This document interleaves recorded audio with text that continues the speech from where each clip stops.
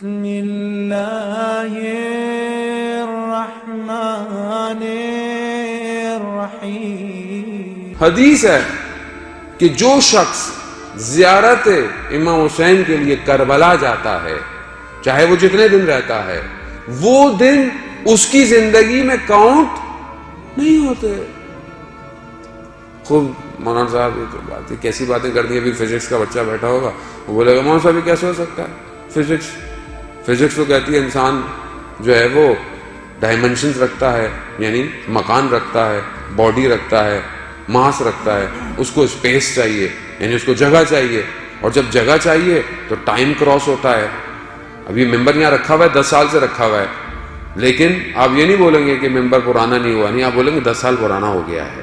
ممبر ہلا نہیں ہے، لیکن زمانہ گزر رہا ہے، ٹائم گزرتا ہے جب ماس اور اسپیس ہوتا ہے۔ تو یہ کیسے ہو سکتا ہے؟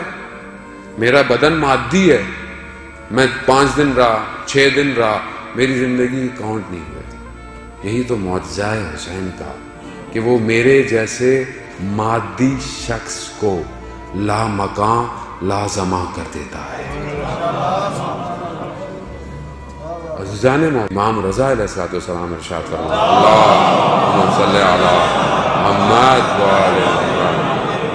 امام فرماتے ہیں کہ جو کربلا میں جس نے شط الفرات پہ امام کی زیارت کی، گویا اس نے عرش میں خدا کی زیارت کی۔ عرفاء بیان نہیں کر پاتے اس بات کو کہ خدا کی زیارت کے معنی کیا ہے۔ ڈاکٹر رفیع جو بہت بڑے عالم ہیں، وہ اس حدیث کی تعویل میں یہی کہتے ہیں کہ انسان اگر چاہتا ہے کہ فرشتے اسے لمس کریں، اس کا دل فرشتوں کے لیے اترنے کی جگہ بن جائے، تو زیارت امام حسین کا